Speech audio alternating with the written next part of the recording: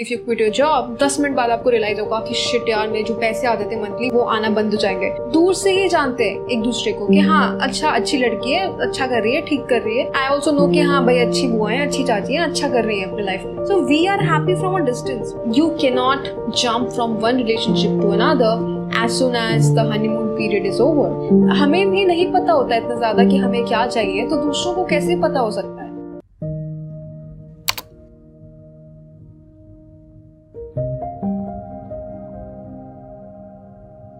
So welcome to another very candid episode, and in this one I'm going to talk about why you must not give the power of your life in someone else's hands।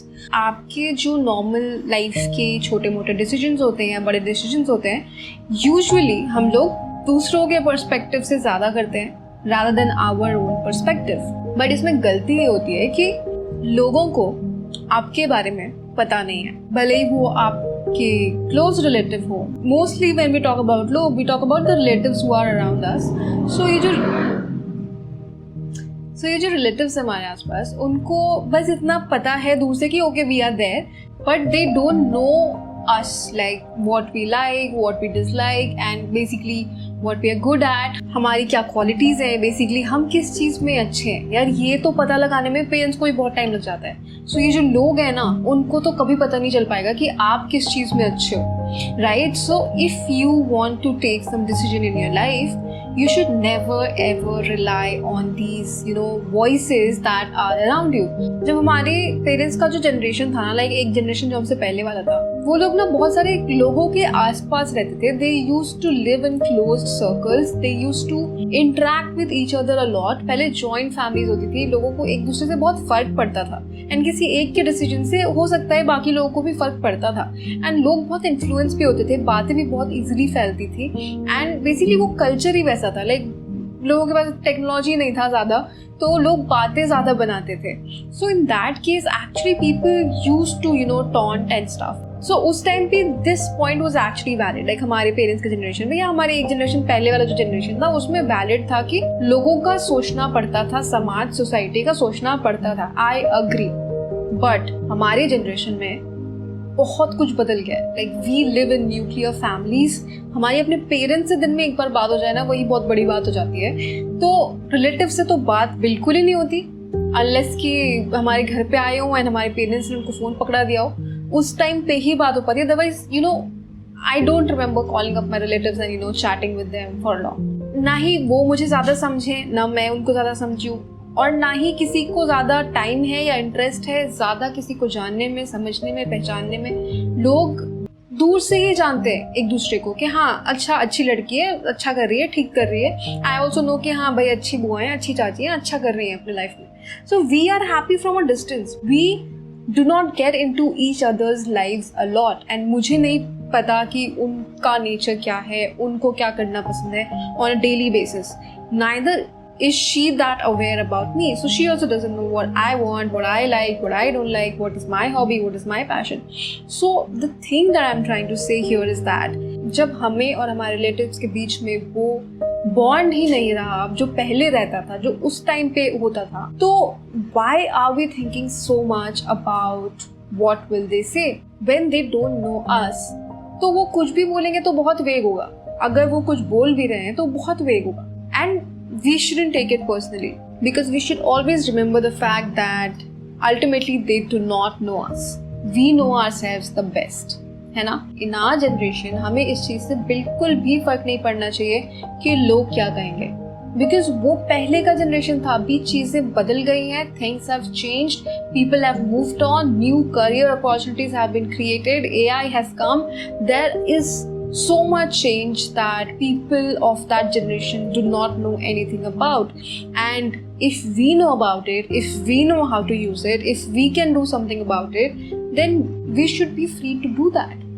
Her point पे आपको अपनी life में ये statement ज़रूर याद रखना है that you are the best judge of yourself। Like you know yourself the best। What do you like? What is your passion? What is your hobby? What makes you happy? What doesn't make you happy? किसी चीज़ को करने में आपको मज़ा नहीं आ रहा, आपका मन नहीं लग रहा, आप बस कर रहे हो बिकॉज कर रहे हो, फॉर एग्जाम्पल करियर की बात कर लेते हैं. मेरे एमबीए के कॉलेज में कुछ लोग ऐसे थे जो सीए करके आए थे एमबीए करने के लिए. So people after studying so much for CA then they decided to do MBA and then after doing MBA few of them have become content creators now. It's like हमें भी नहीं पता होता इतना ज्यादा कि हमें क्या चाहिए, तो दूसरों को कैसे पता हो सकता है. ठीक है ना यार, अभी नहीं मन है, सीए कर लिया, अब वो जॉब में नहीं मजा आ रहा. हमें लगा था आएगा मजा, बट अब मजा नहीं आ रहा, तो वी लेफ्ट इट. अभी हमें लगा कि एमबीए करके शायद बेटर जॉब अपॉर्चुनिटीज होंगी, तो हमने एमबीए कर ली. अब एमबीए करके भी जो जॉब मिली तो रियलाइज हुआ कि नहीं, ये भी नहीं करना. You know, it's all right. We are free to take decisions for ourselves. जो चीजें सफोकेटिंग लग रही है या पता चल रहा है, नो गट फीलिंग आ रही है कि it's not right, just doesn't feel right, then why to stretch it. Similarly if you are in a relationship that you think that it's suffocating for you, और it's not working out for you and it's making you feel very, आपको बहुत एक ऐसा feel हो रहा है कि आप केज में हो, या you not happy, you are not growing, you're not, you have stopped laughing, you have stopped having fun, then there's no point being into something that's not serving you, that's not making you happy, because life is really really short to be anything else but happy. So वही करो जो तुम्हारा मन करे. But हाँ, इसमें अब आपका मन कर रहा है, इसका मतलब ये नहीं कि आप सारे जॉब्स छोड़ के आप घर बैठ जाओ कि मेरा कोई भी काम करने का मन नहीं है, मैं घर बैठूंगा. नहीं, that is not something that you should do. You should identify something. See, money is very important. Financial freedom is very very important. If you have that job and if you are not feeling good about it, तो आपको at least कुछ और identify कर लेना चाहिए जिसमें कि आप अपनी एनर्जी, अपना टाइम इन्वेस्ट करोगे. Because sitting at home is not the solution. If you have some alternative thing that you want to do instead of that job, then it's okay to leave your job. But if you just want to chill at home and you want to sleep all day, then that is not a good enough explanation to quit your job. Similarly, if you are with someone in a relationship and अगर आपको लग रहा है कि जैसे मैंने बोला कि आप you have stopped laughing, आप ज़्यादा खुश नहीं रह रहे हो आजकल, बट इसका मतलब ये नहीं है कि आप एकदम से डिसाइड कर लो कि नहीं, अब ये रिलेशनशिप मेरे से नहीं हो पाएगा, I am done with this relationship because मेरी 4 दिन कंटिन्यूसली लड़ाई हो गई है, तो I don't think we can be together any more. No, it doesn't work like that. It could just be a phase in your relationship. So firstly, if you're planning on, quitting something, be it your job, be it your relationship, be it anything, you have to be 100% sure that, it's actually not right for you. You cannot jump from one relationship to another as soon as the honeymoon period is over. So while I said that if you're not happy, you should leave it, but when it comes to relationship, that is not the approach that you take. You have to work on your relationship and you have to try to fix things rather than leaving them. I have talked about it in my Instagram reels as well, that you should firstly try to fix things. Like, you should not jump from one thing to another just because grass looks greener on the other side. It's not your clothes that you're wearing कि ये पुराना हो गया, मजा नहीं आ रहा, तो नए कपड़े ले आए, है ना. Remember that at one point it was your favorite piece of cloth and आपको अच्छा लगा था तभी आपने खरीदा था. So you cannot just throw it away and buy something new and wear it. I always believe in working on something that's not working out, even if it's your job. Give it some good time. Think about it कि अगर ये नहीं तो क्या. You have to think from different angles कि अगर मेरा boss change हो गया, then will it be a good place to work? क्या जो मेरी issues हैं वो बॉस रिलेटेड हैं? अगर बॉस चेंज हो गया तो मैं खुशी खुशी कर लूँगी ये जॉब. और is my issue profile related कि मेरे को इस प्रोफाइल में मज़ा नहीं आ रहा, शायद मेरा प्रोफाइल चेंज हो गया तो मैं एंजॉय करूँगी ये job. Is it salary related कि अच्छा अभी जो सैलरी मिल रही है ये उतनी अच्छी नहीं है for the work that I am doing, maybe if I get something more then maybe I will be happier. So you have to think about all these things before you have decided to quit your job. Here's a very interesting way of decision making. I am forgetting the person who has invented it, but it is called the 10-10-10 rule, which basically says that अगर आपको कोई भी decision लेना life में तो आप 3 10s के बारे में सोचो. सबसे पहला 10 होता है how will you feel about this decision 10 minutes from now. The second one is how will you feel about this decision 10 months from now.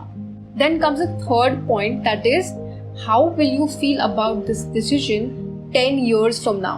अब ये तीनों चीज़ें जो आपके सामने आ जाती है ना, तो आप किसी भी डिसीजन को एक होलिस्टिक पॉइंट ऑफ व्यू से देख पाते हो एंड फिर आप डिसाइड कर पाते हो कि जो आप डिसीजन अभी ले रहे हो, is it good for you और not. I have also tried it and it really helps, because you know कोई चीज़ें होती है जो आपको लगता है कि 10 महीने बाद शायद मैं इसके बारे में इतना खुश नहीं होंगी, बट 10 साल बाद I will be really happy that I took this decision today.